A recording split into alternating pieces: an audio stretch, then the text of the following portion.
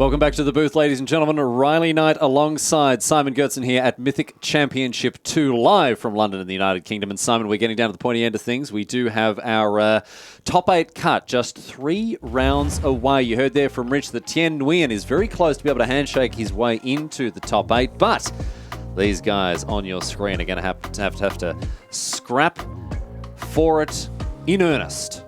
We have João Andrade and Sergio Garcia. Simon, New Affinity, Hardened Scales versus Esper Control. Have a look at this one. How Esper is it? Is it like Olivier Varel, who is just playing a Swamp and 2 or 3 black cards? Nah, man. No. Get out of here with that. It is full-on Esper. It's so Esper, it has a card in the main deck with the word Esper on it. Esper, Charm, Kaya, Orzhov, Usurper. Bunch of other black cards spread across the main deck and the sideboard there, including 3 copies of Nihil's Spellbomb, which is a good choice in this graveyard-heavy metagame that we've got. Esper Charm, it sounds like Guillaume Wafotapa is back, but it is actually a Spanish player that is actually doing insanely well with this interesting take on the format.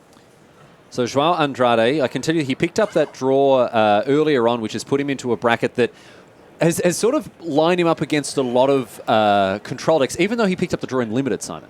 Yeah, and that's not good news when you're Hardened Scaled, because you don't want to play against the blue-white control decks. You don't want to play against the Supreme Verdict decks, but that is the world in which Andrade lives here. Off to the races now, an Ancient Stirrings and a Mox Opal with now a Metallic Mimic joining the party. A slower start from Garcia Gonzalez there with only a couple of lands. Here's a Walking Ballista. For 0? Yep, I would assume that Metallic Mimic has called Construct. All right, that makes a lot of sense. That's going to give the Walking Ballista at least 1 counter here, but a nice little 2-for-1 here in the form of Path to Exile from Sergio Garcia Gonzalez, meaning that Walking Ballista enters the battlefield as a 0/0, and but you get a forest. You do get a forest. You do get a forest. Is that a fair trade? I don't know. Reparations. In any case, João Andrade is back to not having anything meaningful going on the battlefield, and Garcia Gonzalez here.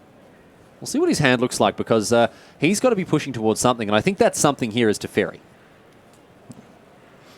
Also has a Supreme Verdict. Of course, the issue with the Verdict is that if there's really a big Hangerback Walker, then you can be in trouble. Also, Inkmoth Nexus is very hard to kill with Sorcery Speed removal. And I can tell you that that card that you mentioned there in Hangerback Walker is in João Andrade's hand. Now, no copy of Hardened Scales, and that does mean that this deck isn't firing on all cylinders. It's playing from a little bit of a less of an advantage, but I can see here that Andrade looks very keen indeed to get that Hangerback Walker online, and then maybe follow it up with an Arcbound creature of some type.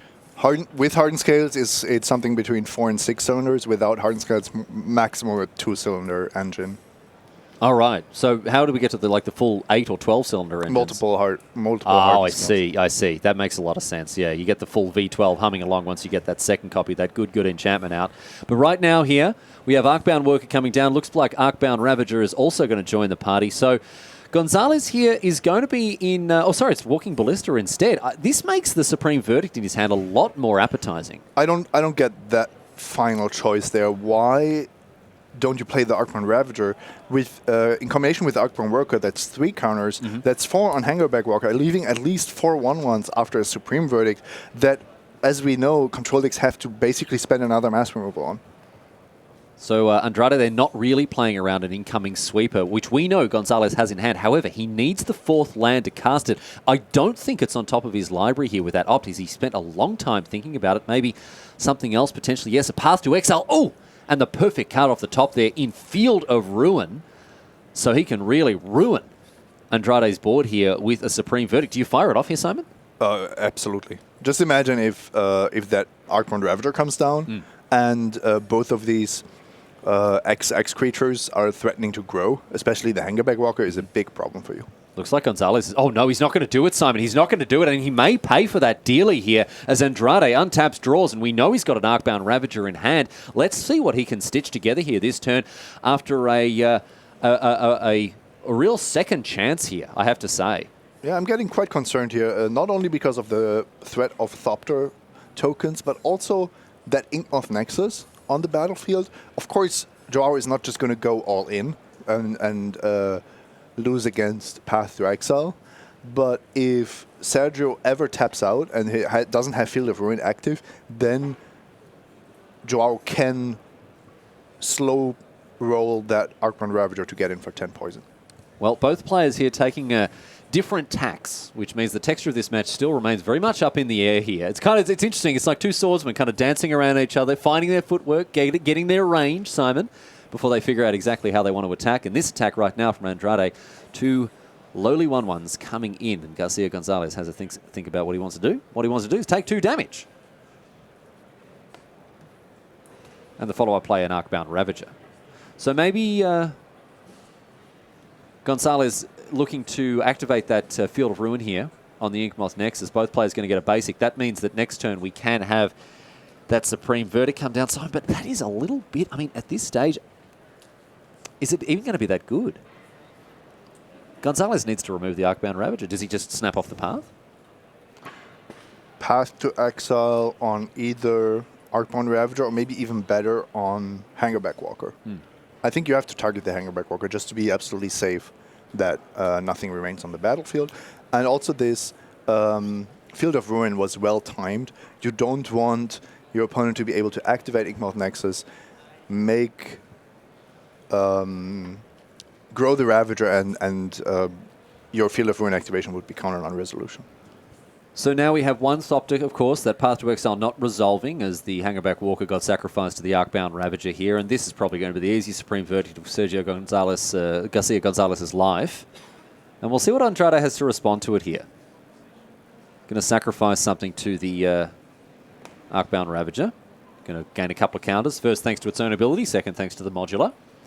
Thopter, of course, going to pump up that Ravager as well. And then all of them go on the Walking Ballista for a grand total of 5 damage going upstairs to Gonzales. So getting a little bit of value while he can, Simon, but this does remove a lot of the equity that he can hope to reap from that Inkmoth Nexus. Yeah, and João has nothing. He just has a random card from the top of his deck, gets in for 2 infect after having dealt only 7 points of damage. Sergio must be feeling really good about this game. Welding Jar in hand here for Andrade. Not the action-packed draw he was hoping for. In hand now for Garcia Gonzalez is Snapcaster Mage and Nihil Spellbomb. We've mentioned how this is not a matchup. You are happy about the matchup overall, but I also don't quite understand how Andrade just exposed all of his creatures to a Supreme Verdict. So Garcia Gonzalez, as you saw, Cryptic Command, Vendilion Click, and Snapcaster Mage in hand. Here is the old Snip Snap, and that's going to Path to Exile the Inkmoth Nexus. Yeah. So even the poison points are not going to matter. I actually thought it was 4 poison, but I might be mistaken.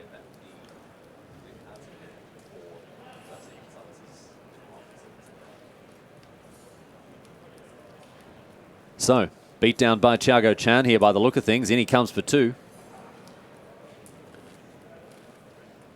That's the fallback position of the control decks. They can poke in, nickel and dime you down. Or I guess pound and penny you here in the UK. I'm not sure. I'm not sure on how that works. And a Nihil Spellbomb to follow things up as well. Not the highest impact card in this matchup, but it does cycle away, Simon. Yeah. Something that I really like about the Esper Control decks, I'm not a big fan of including a basic swamp, but with the amount of Field of Ruins that you play yourself, and also the occasional Ghost Quarter or Field of Ruin from the opponent, it is just a really nice way to fix your splash with just a very few sources. To unlock that mana, exactly right. Here's a Cryptic Command now that's going to get rid of that animation module, and Andrade really playing on fumes. It has to be said. He's got a he's going to be facing down a V-click soon. Garcia Gonzalez is going to be able to draw another card with that Nihil Spellbomb. Ships it back to Andrade, who, I mean, what's his plan A here? What can he even do to stitch together some kind of a battle plan? Sideboarding. Okay, all right. Well, simple as that. Simon's not so much a glass half empty person as a glass 3/4 empty. And a real straight shooter is the diplomatic way to describe Simon Gertzen, ladies and gentlemen.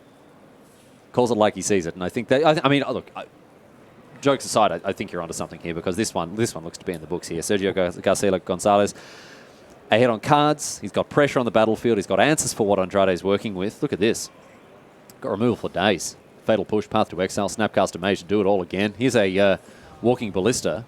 Or sorry, a Hangerback Walker, I should say. Yeah, maybe as a good metric, if your blue-white control deck or Esper Control opponent has more creatures than you, you're in trouble. You're playing Hardened Scales. Yeah. You're not doing well. Yeah, something's going wrong. I mean, if you're playing Ad Nauseam, fine. No problem there. But if you're playing a creature-based deck, yeah, something really gone wrong here. Snapcaster Mage is going to be able to flash back that Path to Exile, which means those Hangerback Walkers going to die for no value. In comes the Vendilion Click, giving him a click over the ear hole now for 3 damage. One card that can help the Hardened Scales deck to beat Control in Game 1 is Animation Module. But Andrade didn't find that early enough. So now, with that few resources, even drawing great cards turn after turn is not going to beat a full Esper Control deck that has all the mana and a Snapcaster Mage and basically just the much better top deck potential. All right, here's the Snap, and away goes the second Hangerback Walker thanks to that Path to Exile. Arcbound Ravager comes down, but meets an opt from Garcia Gonzalez, who has the Fatal Push and is going to be able to deal with this 2-drop very, very easily indeed. Yeah, if he even wants to now, doesn't really bother him. There's also the Welding Jar to consider, which until now hasn't really done anything because Path to Exile has exiled a bunch of cards. Oh, how about a Kaya, Orzhov Usurper? Not an extremely powerful card on the face of it, but in Standard, it's played a bit of a role in the Esper Control decks that run the format there. And in Modern as well, so many important permanents cost 1 or fewer. Death Shadow. The list goes on, Simon. Lantern of Insight, Noble Hierarch, Savannah Lions. Amulet of Bloom. Yeah, she's doing very well. Yeah, she's doing really well. Ether Vial. Ether Vial? Champion of the Parish. Okay. Curse Catcher. Nah, I mean, unless you're playing against Corbin Corset Hosler, unless you're playing against the old Chosler there, it's not going to do too much. I guess the Hardened Scales deck that we are watching is actually full of 1 casting cost cards. The other thing about Kaya is just incidental graveyard hate. Eat up a Phoenix, eat up a Prized Amalgam, gain you some life. It's not a bad call. Any Planeswalker that costs 3 or fewer is always worth a second look. Kaya was definitely underestimated. And I think that's from a flavor perspective, that's perfect. The Obsidian didn't see it coming. I mean, no one saw it coming, right? BBD didn't see it coming. Oh no, poor BBD. Oh, he didn't deserve it, Simon. He doesn't deserve it. Snapcaster Mage offering the trade here with an Arcbound Ravager, but Andrade's got one better with the Pendelhaven. Yeah, that wasn't a very profitable block, but it did protect the Kaya. That's the most important thing here. The Ghost Assassin sticks around for a little longer. How can you even assassinate a Ghost? Come on. I agree, but I'm not a flavor judge. So. I mean, are we playing by D&D rules? Has she just got silvered daggers? Has she paid her 300 gold pieces to have her daggers silvered so they can deal damage to spectral spooks? I think it's the purple stuff around her right arm. No, well, see, I'm missing that completely because I can't even see it in that colorway. In comes the Vendilion Click. Upstairs goes Kaya. Exile that card there. And, of course, round out the turn with a Polluted Delta. Just a Fatal Push in hand. Garcia Gonzalez sandbagging that one, of course. Doesn't do too much in the face of the Welding Jar. Oh, but we will see Fatal Push trade with Welding Jar or not.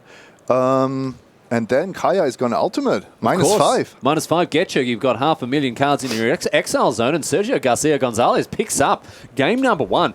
In very handy circumstances, just kind of ran his opponent out of resources there, Simon. Exactly what the Esper deck wants to do. Playing a bit of Esper aggro in the end. Oh, yeah. Yeah, getting it done with a 3-1 in the air. So well done indeed to Sergio Garcia Gonzalez. We'll be back with more from him, of course, in just a few moments. We've got to go to a break, my friends, but stick around. More Magic coming your way after this. In the official War of the Sparks story, Gideon sacrifices himself valiantly to save Liliana from Bolas. In-game, however, keeping Gideon, or another Planeswalker, alive might be critical to your victory. Each color offers at least one way to keep your Gideon in the fight. Kaya's Ghost form is Black's Planeswalker Protector. Enchant Gideon with this, and if you were to die for any reason, Gideon will come back to the battlefield at full power. To Teferi's Time Twist is Blue's take on a similar effect. Exiling Gideon at instant speed means you can force your opponents to waste their combat step entirely, only to have them come back stronger than ever before. If your opponent tries to off Gideon with some single target removal, Bolt Bend gives you another opportunity to off one of their planeswalkers instead. If you're in green, you'll need to rely on what green does best, your creatures and also your proliferate cards. Remember, creatures are the most effective way to both attack opponents' planeswalkers while also defending your own. And finally, if you're in white, you can go for the full-on flavor fail and have Gideon sacrifice himself to save himself, redirecting combat damage to a less valuable creature or planeswalker instead. No matter your color choices, War offers a variety of ways to keep your planeswalkers in the fight. Stay tuned to Mythic Championship London for more War of the Spark quick tips.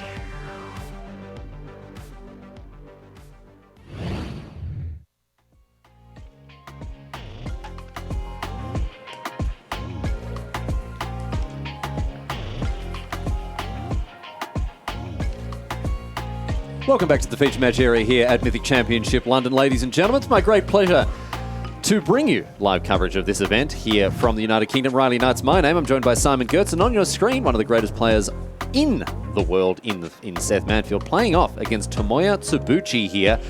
And wow, we've seen some weird decks, Simon. We've seen some real weird ones this weekend, but ad nauseum certainly up there with the weirdest of the bunch, huh?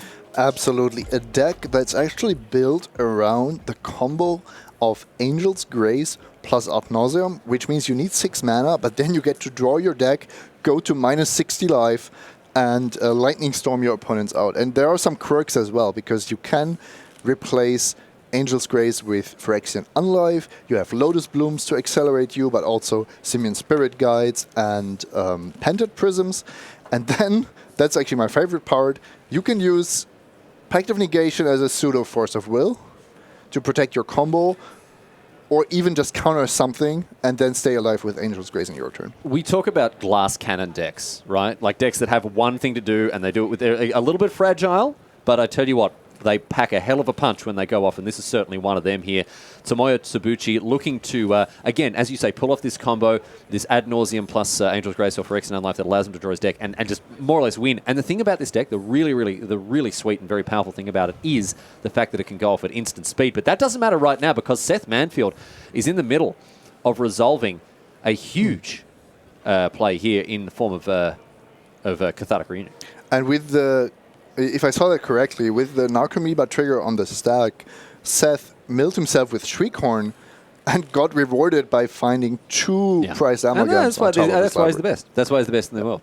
The thing is, I usually don't see him that much at these events, and then late into the tournament, there's a feature match, and he's just sitting there just like in contention for top 8 or whatever. Yeah, exactly. And I'm just not surprised anymore. Well, there's just not any need. Like you can just lock it in. You know, we don't need to feature Seth throughout the weekend because you just know he's going to be there Saturday afternoon. So give someone else, give the other mere mortals a little bit of the spotlight here. But we got the quad prized amalgam here. We got the 4 of a kind coming down, and Tsubuchi is under a little bit of pressure here. He is going to need to sort of get it done very quickly indeed. Here we go. So that is Spoils of the Vault. You name a card in your deck. Well, you don't have to name a card in your deck, but you should.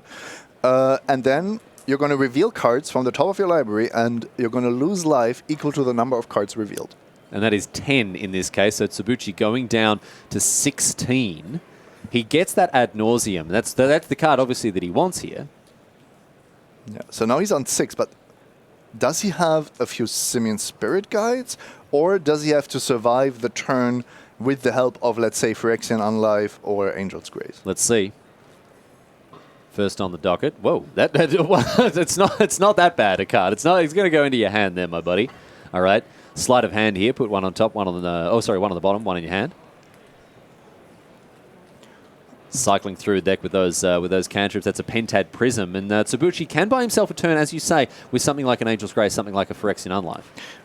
One of the weird things about this combo deck is that you need not just the 2 pieces, but you also need 6 mana. And if you don't have a Lotus Bloom, that's going to be equivalent to 4 or 5 or maybe even 6 permanents that have to create that. So often the Ad Nauseam deck is one of the few combo decks that's actively looking for lands.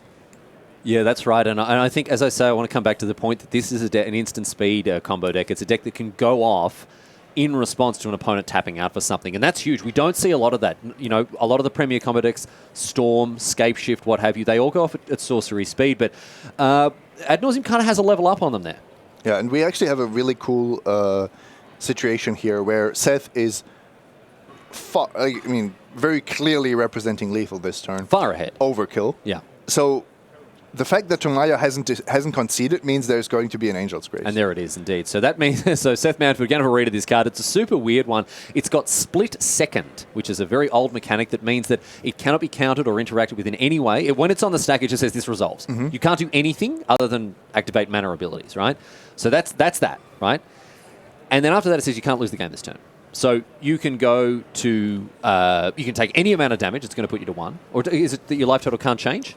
No, it will. It actually says that damage that would reduce your life total to less than 1 reduces it to 1. To 1 instead. And you can see that's happened just here. Sabuchi going down to 1, so you can't lose the game this turn, no matter come hell or high water.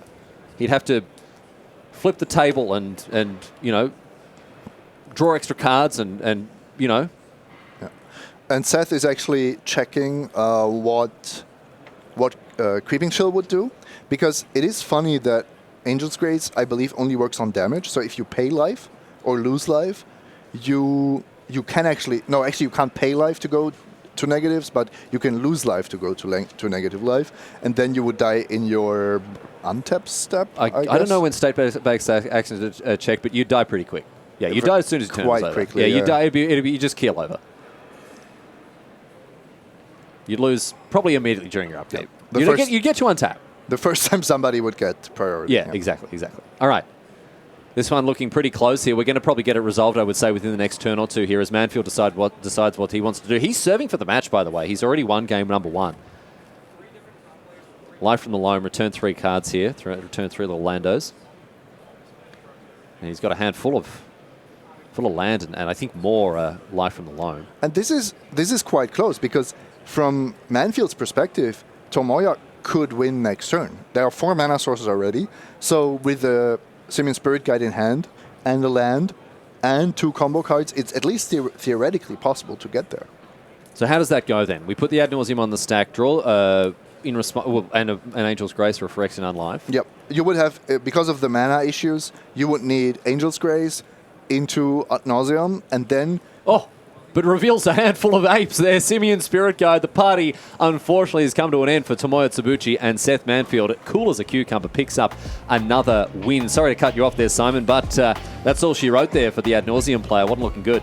I like the deck a lot, but I don't know if it's really a tier 1 choice for the Mythic Championship. All right, hear that, Pete? Put it away. Let's move on now to João Andrade and Sergio Garcia Gonzalez here.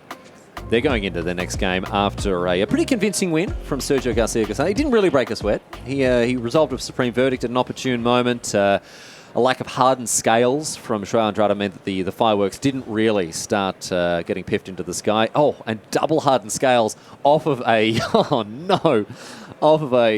Ancient Stirrings there. That's a bad beat there for the Portuguese player. Yeah, but I mean, you know that, especially when you've played this deck a bunch, there is actually no way to find hardened scales. The thing is, Simon, I mean, you're such a reasonable and rational human that I think you would look at a hand like that and you go, okay, that's fair enough. I understand the deck building restraints of a card like Hardened Scales. I accept that this is going to happen a certain number of times, and that's acceptable to me. Whereas normal humans look at it and go, I'm the unluckiest player on earth. Why am I playing this game? Normal. Yeah. Regular human... Regular irrational. Regular carbon-based Earth life forms, Simon. Not beep-boop robot men like you. Anyway, Arcbound Ravager comes down. Another robot, Simon. I was actually a bit surprised that Andrade didn't just play his Arcbound Worker on turn 1. Mm-hmm. Getting a little bit of a damage race going, especially the combination of Arcbound Worker plus Arcbound Ravager, I find a pretty good start, pretty safe from most removal spells that the Esper Control deck has early on. So actually that animation module might have been the reason, wanting to get a little bit extra value out of that. Yeah, it looks like that the value train is going to start to pull out of the station here. Animation module into an Arcbound Worker. And so even without the Hardened Scales, we're starting to see the synergy-focused gameplay of the Hardened Scales deck do its thing. Although Path to Exile from Garcia Gonzalez is going to mean that things don't quite go to plan for João. Honestly, this is much better than the Path to Exiles we saw in Game 1, because the existence of Animation Module means you can use your mana to get 1/1 servo tokens, and it's definitely possible for the Hardened Scales player to just say, I'm not going to expose any other threats to the board. I'm just going to use the 3 untap ability to effectively proliferate onto one of my existing creatures. Simon, in the last game you mentioned the fact that Animation Module is one of the ways for the Hardened Scales deck to kind of get under the, in the same way we'd see something like a Bitter Blossom or an early Planeswalker sneak under the counter magic of the Esper Control deck. Animation Module, a threat from a different angle and also at a very cheap price. And what we highlight there is the fact that of course, it doesn't give Hardened Scales a way to inevitability over Esper Control. That would be laughable. But it does suddenly offer a toolbox to at least compete for the early and mid game. So attacks now for Andrade as he pokes in with his little 1/1s here. And you can see Garcia Gonzalez in hand. A bunch of 4-drops and 5-drops. Early interaction in the form of Logic Knot. But a card like Kalidas is actually really going to hold down the ground quite well. Big body, lifelink as well. And the Exile Clause not super relevant in this matchup. Except for, Simon, if you'd let me finish, the modular ability. Every creature in the Hardened Scales deck. Except for the modular... Let me finish. Except for the modular ability of the Arcbound Worker, the Arcbound Ravager, the dying trigger of the Hangerback Walker, and that's it. I'm finished. Yep.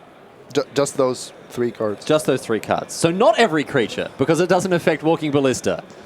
Riley win, Simon lose. Yeah, I mean, I just glanced at the deck list. That Kalitas is a beating. Yeah, man, I pulled out of that sentence so fast. I was like, yeah, no, that's just for Dredge and whatever else for is it Phoenix? And then I was, oh, wait, whoa, no, stop, pull out, cancel everything.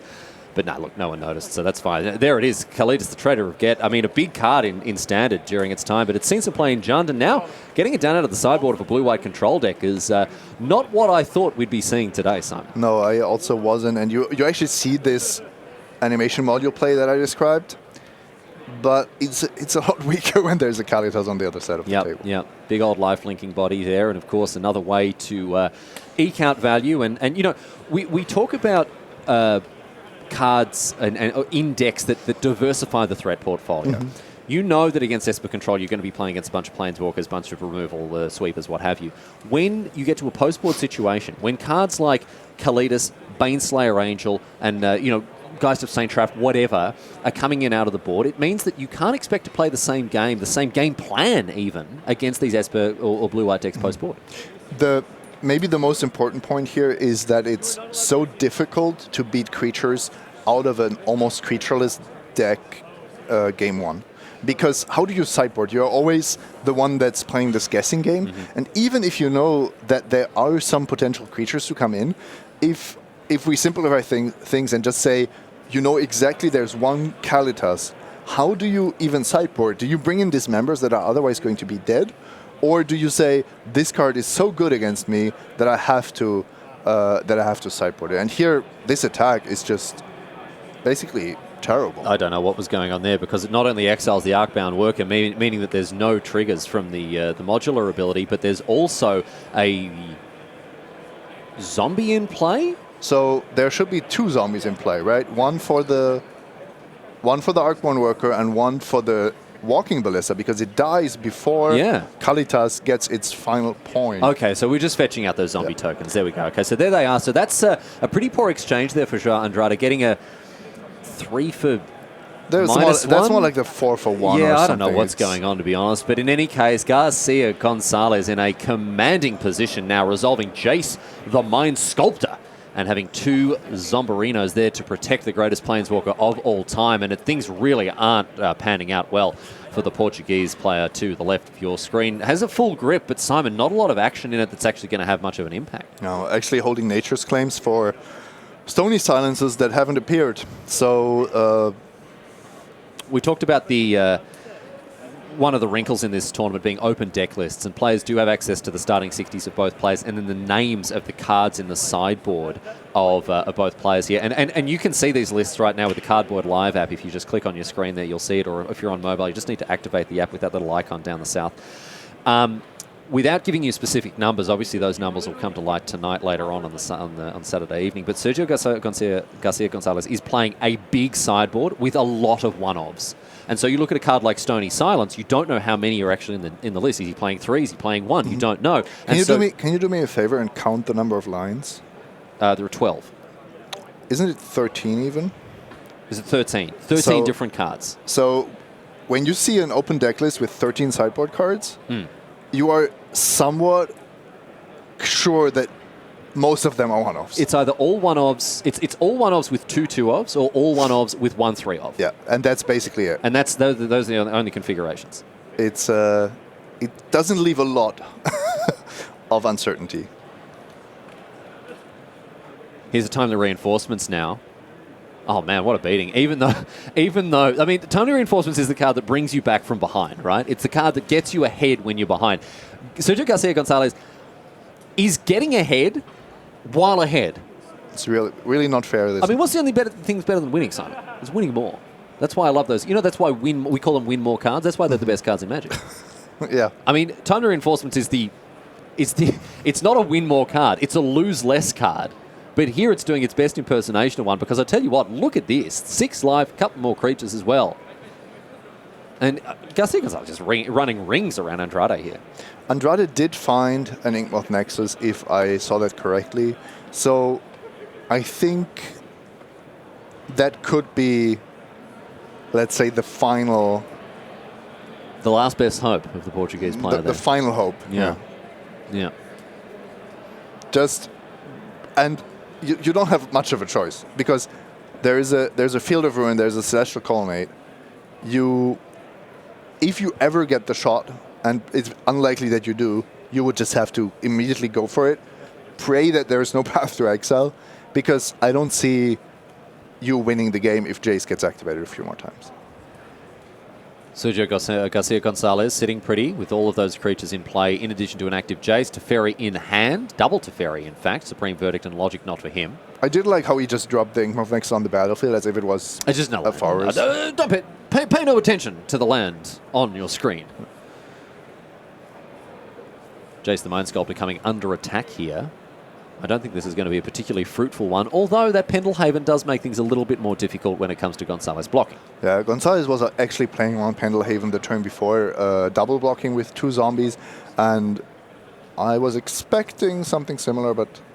Well, this is the easiest Pendlehaven activation in the history of Magic. Not a big fan of that block. No, Professor Binns can add that to his notebook, because that is the simplest activation of that card I've ever seen. You're blocking my 1/1 with your 2/2. Well, I'll give it +1/+2. Those numbers. Even I can calculate those numbers, Simon. Maybe Gonzales is actually already planning to Supreme Verdict.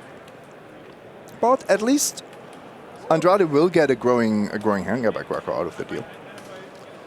So, Field of Ruin now. He's going to take out that Inkmoth Nexus, and of course Colourless floated, and here's a forest. So yes, Simon, you're right in saying that Hangerback Walker can be grown by 1 counter here with the 1 mana that's already floating. And we'll see if that's what Andrade wants to do, because that Supreme Verdict is going to be at least a little bit ameliorated by the impact of Hangerback Walker. Yep. Up she goes to 2 there, and another little servo as well coming to join the party. Back to Garcia Gonzalez now, with his Jace online, Teferi in hand, 2 of. And that Supreme Verdict we talked about, Simon. Is now time to pull the trigger? Perhaps it is. I think if you want to do that, you minus Jace on Hangerback. Because you don't want all of these artifacts to turn into Thought. Look at this. Look at this. Simon Gertzen, you can buy me a lottery ticket this week, because your speculation turns out to be future truths. Easy game. And it was one of, thousands of possible plays. One of thousands of possible plays that could have been made there. Here's the Supreme Verdict. Disappointed not to see the attack with the soldiers. Just to see. Just in case. Maybe they don't block. You don't know. But no, as it is, just a Jace on one counter and nothing doing for Andrade. Sergio did that in one of the previous rounds and got his draw, so he stopped messing around. Yeah, he stopped. Yeah, okay. Stopped chancing his arm there. All right. Well, Garcia Gonzalez here in a commanding position. Andrade, Hangerback Walker, Arcbound Ravager, all business, and then the rest of it, all stinkers. Double Nature's Claim Welding Jar doing stone cold nothing on this board. Man, that's a beating though, eh? This game has been a lot closer and a lot more dynamic because it definitely felt like the Hardened Skills deck was in it, but it still demonstrated the difficulty of the matchup for the Hardened Skills player. Logic not now. Hangerback Walker not going to resolve. Logic not going to resolve this time around. And here is Arcbound Ravager. Picks up a counter and a little servo as well, thanks to the animation module. And Simon, you talked about the animation module being an important threat, and even though it hasn't been the highest impact threat, it's still a thorn in the side of Garcia Gonzalez. It just sticks around, and every time Andrade starts reloading with any kind of creature, it's usually coming with a +1/+1 counter, so you get that first servo, then you're threatening to activate for 3, and it's a one-man army if you want. Yeah, exactly. Very slow, lumbering, but it will get the job done if you're doing nothing. Unfortunately for Andrade, however, Garcia Gonzalez is doing more than nothing as we see 3 more soldiers come into play. Not going to get that 6 life this time. That is my favorite soldier token, generated by... Is it Sergeant at Arms in Dominaria? Speaking of Dominaria, how about the hero thereof? Teferi coming down on a brief respite from standard. You know, it's like when club players go to play in the World Cup in soccer. Yeah. Yeah. Teferi's now he's been called up. Yeah. In the over 60 division.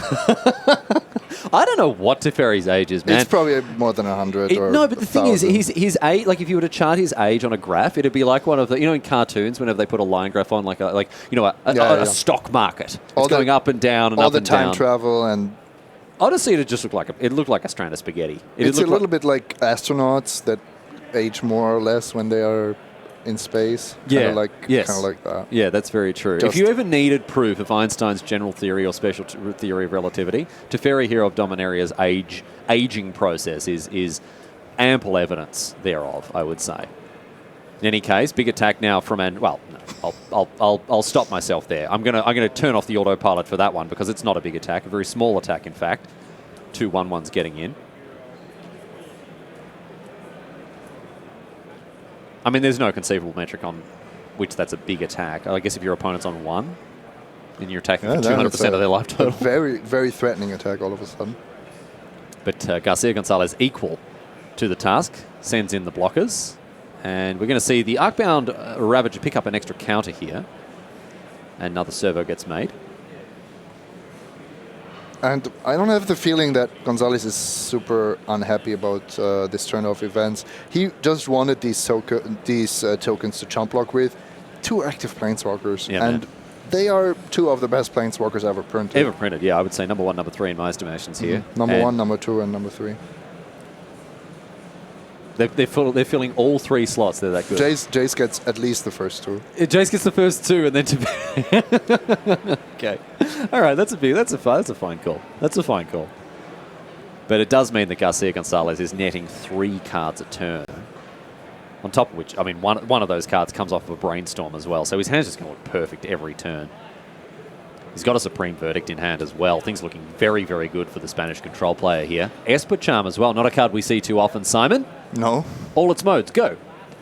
Target player discards 2 cards. Target player draws 2 cards. Destroy target enchantment. He's too good. He's just too good. He's too good, ladies and gentlemen. I messed up the order, though. No points. 0 point. And it's not even target player draws 2 cards. I thought... You can't force your opponent to draw 2 cards. Boo. Esper Charm. Actually unplayable. Here's Supreme Verdict now. Again, no chancing it with the with a little dodgy attack with the soldier there. Welding Jar can keep something around, Simon. It's going to regenerate that Arcbound Ravager. And that's not bad. That is actually kind of a nice little... I don't want to call it combo, but it is a nice protection from Supreme Verdict punishing those control players that are not going for a Wrath of God. Yes. Welding Jar laughs in the face of a Wrath of God, of course. But these servos are also going to make this Arcbound Ravager into a very realistic threat. Now, it remains to be seen whether Garcia Gonzalez has a handy answer to it. Worst case scenario, can tuck it with Teferi, unsummon it with Jace. And, that's going to take the pressure down considerably. But I'm sure there's a wealth of options in terms of how to deal with it. And Snapcaster Mage certainly one of them. We might see a path to exile here. This is a nice play. We are going to see Ravager Groan, animation module triggers, and at least you get a really big servo out of the deal. Right, I like that. That's very much a symptom of fancy play syndrome. Esper Charm that.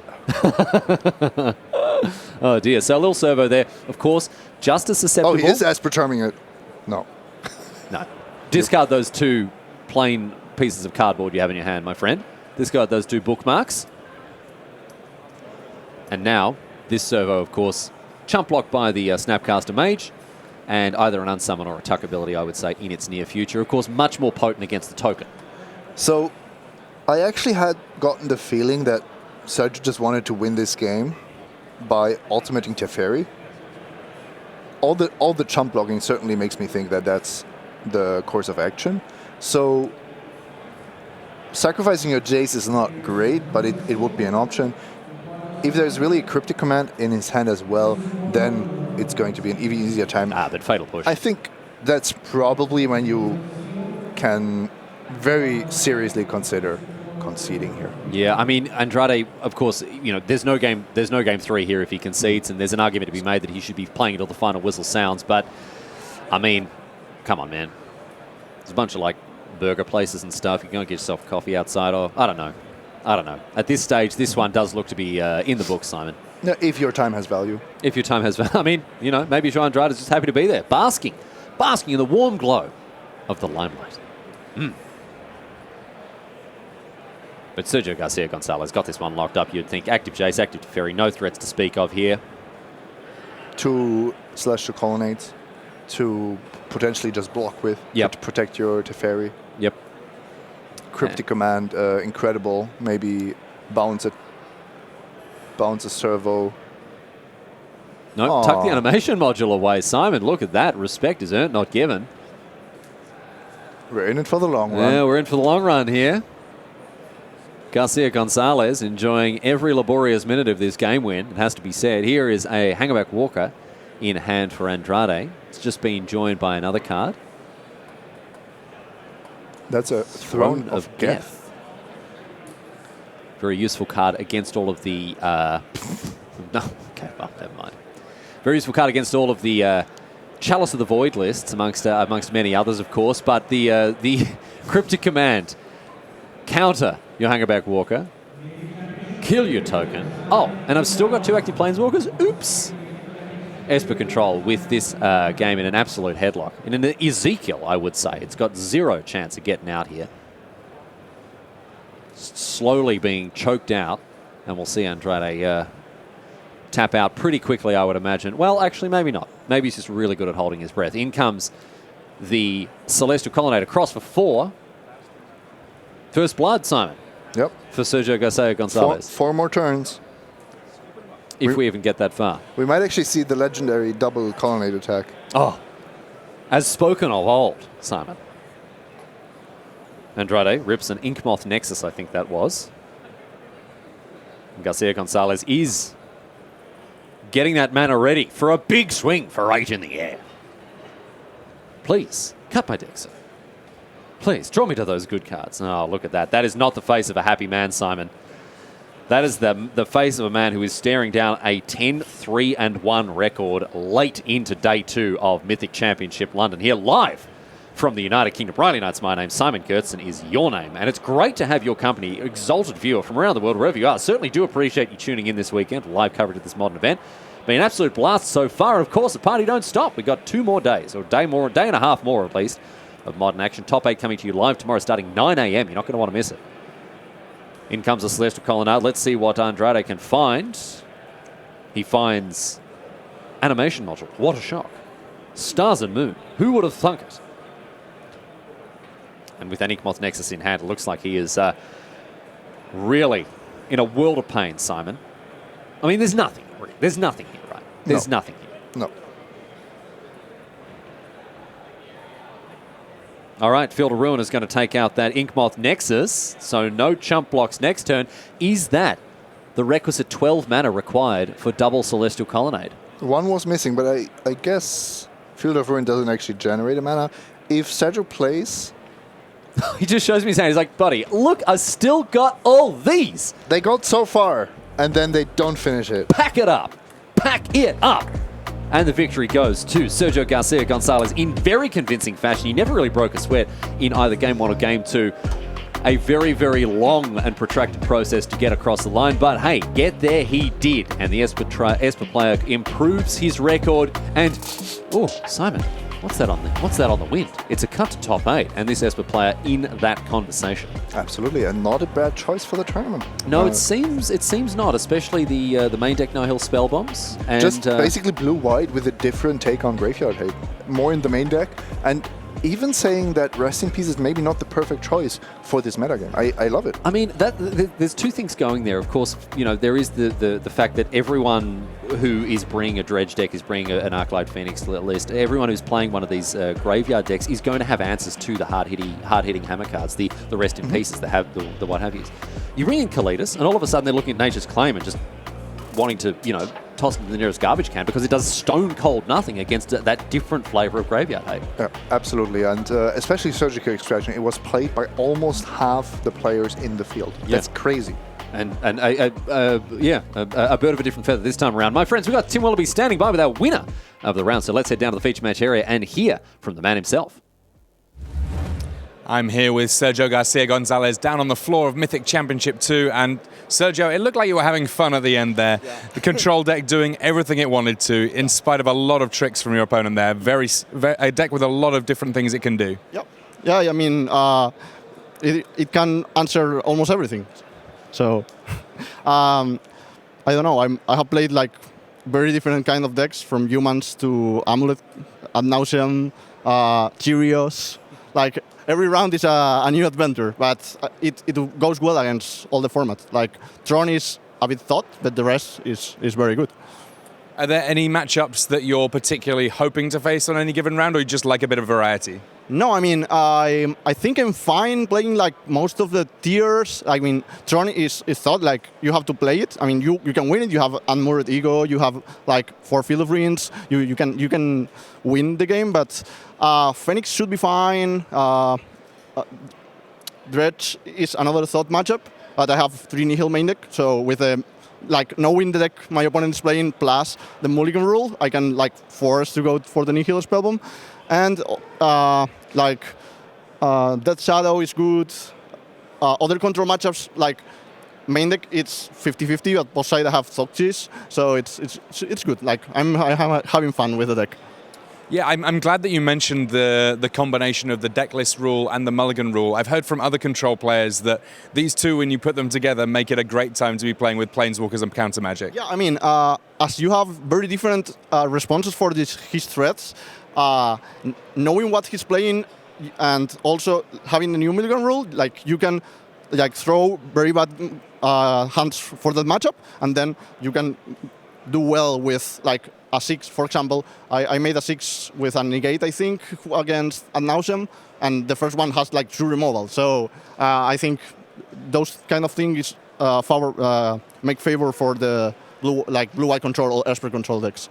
Yeah, almost getting some free mulligans in there, getting rid of cards that are bad for matchup, keeping the ones that are good, and it's all going very, very well for Sergio Garcia Gonzalez here at Mythic Championship 2. Thanks so much, Tim. Well, we are going to get our time walk lined up and ready for you, my friends. But in the meantime, let's check in with the other table there. We've got some results to have a look at here. Alexander Hayne playing up against Tien Nguyen. We've seen Nguyen in the feature match area. He was going up against a Mythic champion, the winner of Pro Tour Abyssin Restored in Alexander Hayne. One of the best players in the world, Simon. But Nguyen came to defend the record that he's on, and he did so in 2 games. 3 games, excuse me. Got that about as wrong as I could. 2-1. Tron losing to Scapeshift, again winning game 1, losing game 2, winning game 3. we have seen this before, and it is an uphill battle for Tron. It's almost like you play Scapeshift because you want to crush those Tron decks. I would think that was maybe an overestimation of how popular Tron would be, but if you meet 2 Tron players at the end of Saturday, that's brilliant. I think, you're very happy about that, especially when you're Tien Nguyen. I want to talk a little bit about this chap. On an absolute tear so far, of course, 3-0'd his draft. Easy peasy on to open up the morning. I got a chance to chat to him about his list. You're going to want to have a look at it as well, because it's a real doozy. 3 copies of Mwanvuli Acid Moss in the main deck, a really, really good pick against not only decks like Tron, but also just linear combo decks in general, where a Stone Rain on turn 3, ramped out by something like a Farseek or what have you, is really good. It puts you ahead of land, takes them back, and can really swing the tempo in your favor. If you're on the play, it's basically backbreaking against all but the most unfair decks. I think so too. I think it's a really, really good way of looking at attacking a format here. So I'm really I'm not wearing a hat right now, but if I were, I wouldn't be for when it comes to Tien Nguyen, because I'd take it off straight away. He's a master deck builder.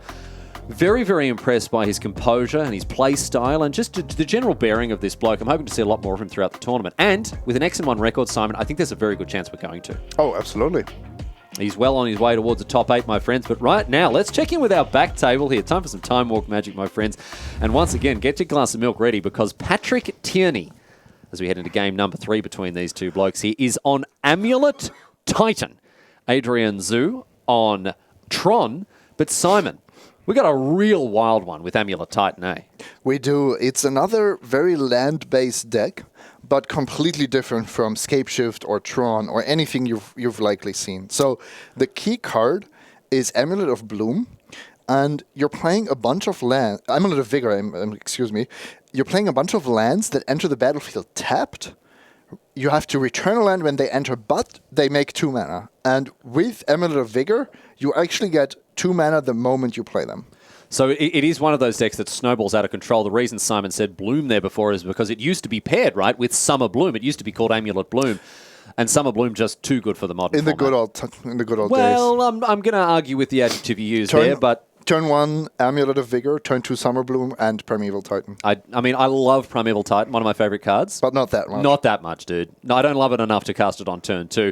This is the spiritual success of this deck. Certainly one that's a little bit weaker. You see here, Sky Shroud Ranger. No substitute for the mighty Summer Bloom, but still a way to cheat lands into play here, and that's exactly what Tierney's wanting to do.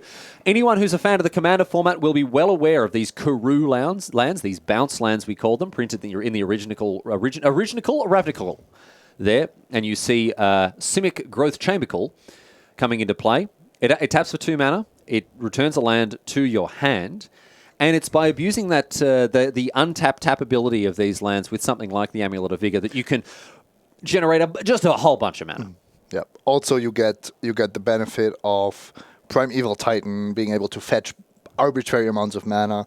When there is an Amulet of Vigor in play, you effectively get 4 mana the turn you play the Titan.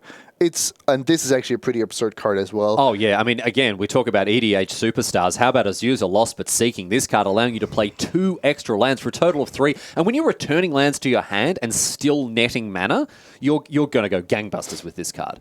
Yeah, and this is actually a card, because it's 2 additional lands, you get those 3 land drops per turn. You actually have to keep track of the amount of land drops very carefully with this deck. Now, here's a little bit of a problem for Patrick Tierney in the form of Thought Not Seer. It gets rid of that Primeval Titan, which could have come down, I think, next turn. Yeah, this turn he was planning to drop a Titan and probably win with that, unless the Tron player would have had something even bigger. So just in time, and now we see Ancient Stirrings, another bottle of glue that holds this format together. 5 cards off the top. There's a Coalition Relic, Cube All-Star. And, of course, a bunch of lands as well. But this is probably one of the weakest Ancient Stirrings lists. It's one of the lists in which Ancient Stirrings is the weakest. Yes, because it doesn't have that many cards to find. It's simply that half of your deck is lands anyway, and Amulet of Vigor is such a centerpiece of the whole strategy. So, Ghost Quarter, the pickup. Here's land number 2. And now a Sakura Tribe Scout here. Simon? Yeah, this is the poor man's Azusa or the poor man's Summer Bloom, if you want. You just need a few of those 1-drops to get extra lands onto the battlefield. it might look like the Amulet Titan's draw is somehow petering out. However, with Summoner's Pact, Primeval Titan, and even Tolaria West to transmute for Summoner's Pact, you have a surprising high amount of top decks with this deck. That's what I was going to say. There are so many cards which are live off the top of Tierney's deck here. As you say, Primeval Titan, obviously number one. A Summoner's Pact, which is essentially a Primeval Titan, and any bounce land, which is also a Primeval Titan by way of bouncing that Tolaria West, transmuting it for a Pact, then going and getting a Titan. Very good point, yes. But Oblivion Stone is the play here now for Adrian Zhu, which I think is going to do some good work here. There's also a Ghost Quarter now that Zhu isn't sacrificing, so that could be a little bit of a nuisance. What if you try to, for example, bounce your Tolaria West? Yes, Ghost Quarter is absolutely brutal. Any land destruction, of course, absolutely brutal against any of those bounce lands. Oh yeah, there was a time in Modern where the red-green Ponza land destruction deck was quite popular, of course. And that was just an unwinnable matchup. The Stone Rain deck, man, it's the just Stone like Rain Blood Moon deck. 2-for-1s all day long with that. Yeah, it's unbelievable.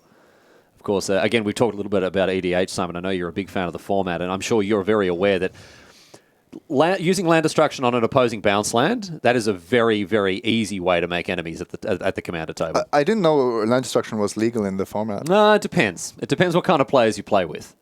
The cutthroat group cover, as you know well, commander with the coverage team, it's a very cutthroat business. The commander spikes of coverage. Well, the one and only Corbin Hosler, who tilts off strategically. He knows that I'm very vulnerable when people seem to be having a bad time, so I go easy on them. So he's going, unfairly targeted.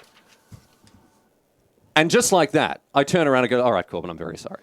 After he brings in the sound effects, the dramatic music, all the rest of it, and I go, okay, Matt, I'll stop targeting, and then he wins. Combo's off. Maybe Amulet Titan is going to combo off here. I would looking pretty definitely good. like to see it. And a card we haven't mentioned just yet is actually Hive Mind. That has been technology for Amulet Titan players for a very long time. So how does that one work? It works, well, don't ask me to explain the card, please. It's a 6-mana enchantment, and effectively every spell that's cast is being copied from both players. Everyone gets to copy it. Yep. Exactly. However, it gets a bit weird with counter magic and all these kind of things. But if you play this as a win condition, what you actually do with Hive Mind is you cast a Summoner's Pact, and then, or even a Pact of Negation, and you rely on the fact that your opponent can't pay for the upkeep trigger. Now, it looks like Adrian Zhu with 4 forests in play isn't going to be dead to that combo because he will be able to pay the upkeep on any Summoner's Pact shenanigans here from Patrick Tierney. But that's not the plan A here for Tierney at the moment. That's only a small consideration. Okay. We did definitely see a bunch of Ghost Quarter activations here. In quick succession by the look of things as well. Yeah, and then I think Tierney is also still shuffling his library from resolving a Summoner's Pact. So mono shuffle cam at the moment as both players fiddly farting around with their libraries. And we'll see what comes of it here. Amulet Titan, described as one of the most difficult, if not the most difficult deck to play in Modern. I think you can argue on the order, but the top two are Hardened Scales and Amulet Titan. For most difficult deck to play in Modern. Yeah, I guess it depends a little bit on your skill sets. I understand what you're saying, Simon, and yes, I do agree with you that there is a 2-tiered list for me. It's Scape Shift and everything else. I will cop that. Manageable and just impossible. Yes. It's equal first, all of them. Second, Scape Shift. I'm not ashamed of it. No, it's okay. I'm not ashamed of it. So Here's the O-Stone now. Does Tierney have a Primeval Titan in hand from that Summoner's Pact? I mean, I'd imagine he'd have to, right? He'd have to. He's going to have to pay for his pact, of course. No, he doesn't have it. No, he doesn't have it. Okay, well, it's an Amulet of Vigor instead. And Adrian Zhu. Got a couple of cards in hand there by the look of them. We haven't got a good look at exactly what they are, however. So, here's an Ancient Stirrings. Of course, those Karoo lands staying tapped to pay for that pact from last turn. Ooh, there's a Primeval Titan. There's a second Primeval Titan. And they are going below deck, Simon. Very unlucky that Ancient Strength doesn't find Primeval Titan. Oh, man. Yucko. And that you reveal 2 of them. Well, I mean, okay, here's the Teleria West. That means that we can transmute for a pact and go and get one of them off the bottom of the library there. That's basically a Titan, just a slow one. But. We're on 8 life. Patrick Tierney on 8 life, facing down a TKS, which is going to be lethal very, very shortly indeed. And I don't think he has the mana to transmute and cast a Titan next turn. So if this die is... Okay, I thought this die was a turn counter for a second. I think it was mana. So, Amulet of Vigor. Because this is game, the deciding game, of course. Yes, indeed. Amulet of Vigor in the battlefield. Oh, Primeval Titan off the top. That is probably enough to turn things around. That's pretty good. This Dismember in Juice Hand certainly doesn't Looks great. Pretty silly at this stage. Wow, -5. Doesn't matter. This big boy is a 6/6. And look at that. Adjust your clocks to Greenwich Mean Time, ladies and gentlemen. It is prime time. Search for 2 lands. They come to play untapped no matter what, thanks to that Amulet of Vigor. And Patrick Tierney back in with a shot, Simon. Mm-hmm.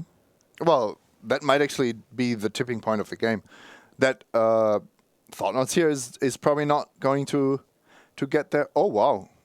It's not enough. All right. That's the way that it goes there between Patrick Tierney and Adrian Zhu. Yeah, it's a draw. It's a draw. It was the 5th turn of the game. They couldn't do it. So that is that, my friends. After all of that, my friends, we end up with a 1-1 draw between those 2 players. So maybe we'll see more of Amulet Titan in the future, although it is looking a little bit sketchy now. The ultimate record there, 10-3-1 for both of those players. How's that looking as we head towards the top 8? Live, but by a threat. Yeah, not a whole lot in it, has to be said. All right. Well, my friends, we've got plenty more Magic coming your way in the coming minutes, my friends. Coming minutes and hours as we make our way down towards the top 8. Marshall and Paul are going to jump in the booth for the next couple of rounds, so stick with us.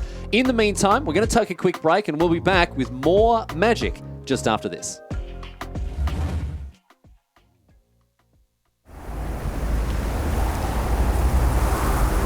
I need to tell you a secret that will change Ravnica forever. Land cries out. We have eyes everywhere. Lines are being drawn as we speak. Whose side are you on? Control the secrets, and you control the cities. Death is just the next step. You first.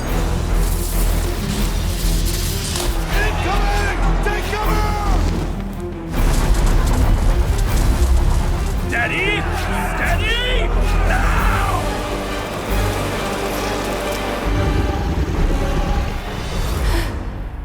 The balance of Ravnica is about to change, and change is good for us. We are at the threshold of a new age.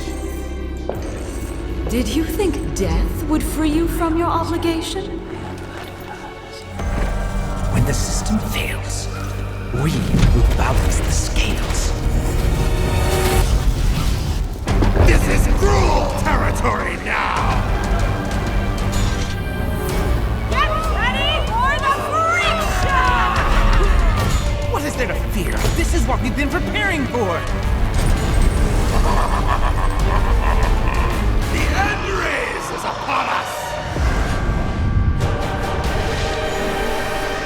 Your skull will make a fine trophy.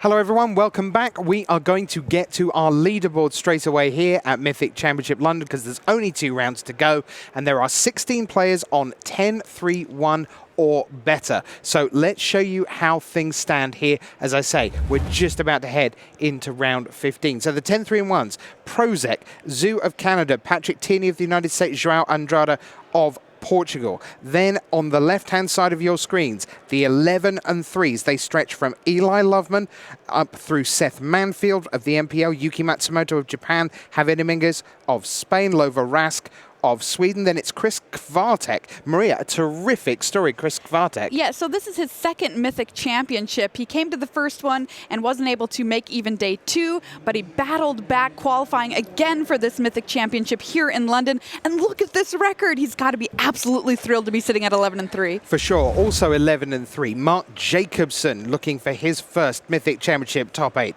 Brian Brown-Dewin from KMC Genesis.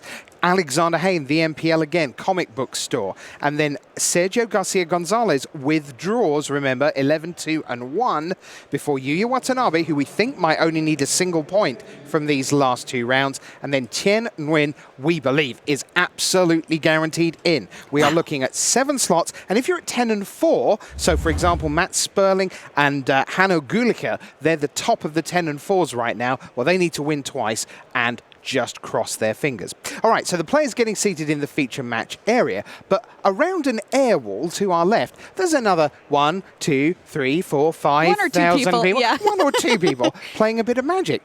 And who did you bump into when you went around there? Through the whole crowd of thousands of people over there playing all sorts of kinds of Magic, I found none other than Mark Rosewater, and I asked him about how War of the Spark got started.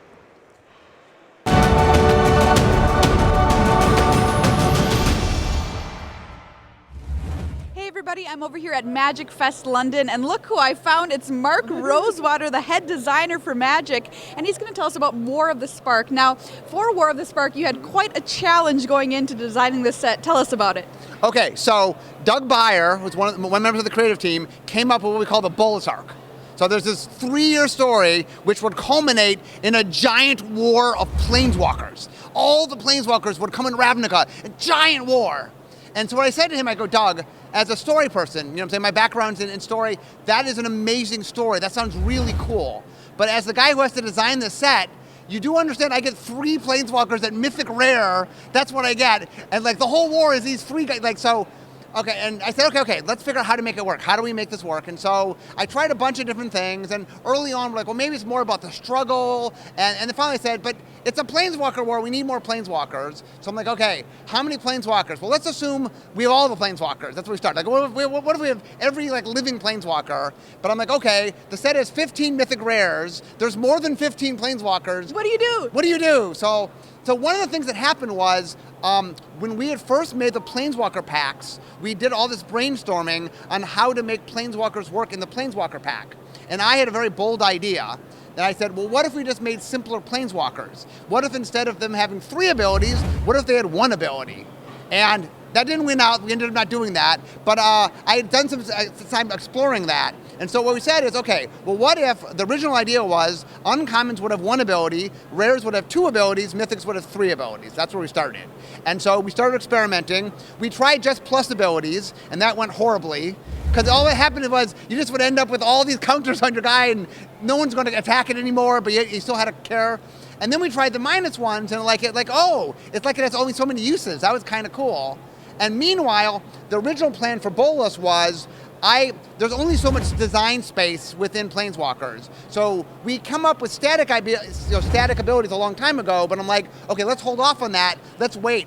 And the plan originally was this Bolus. In fact, when we designed the Bolus for Hour of Devastation, they were going to put a static ability in him. I said, no, hold off. How about we'll do that? The last Bolus, we're going to make a Bolus on the final chapter. That will have the first static ability. So the plan was that he'd be the first Planeswalker ever to have a static ability.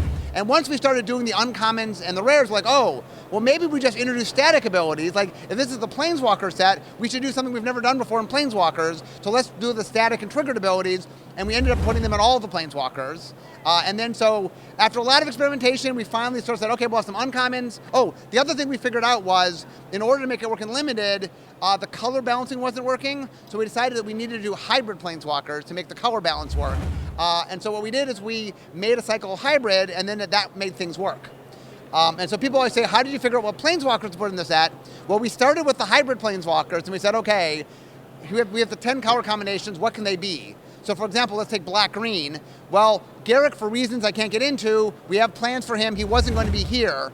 But that means there's one black-green planeswalker, which is Vraska. So like, okay, I guess Vraska's the uncommon planeswalker. So we did that for all the colors, and some of them we had choices, like red-blue, we had a bunch of choices. But other ones, like red-white, maybe it's Nahiri. That's the only red-white one we got. So, and so we went through and we figured the uncommon ones out first, and then we figured out which ones we wanted to be the rare ones, because we wanted, if you were in the Gatewatch, not joining the Gatewatch during the story, Kai, she's uncommon, but if you were in the Gatewatch already, then you went rare or mythic rare.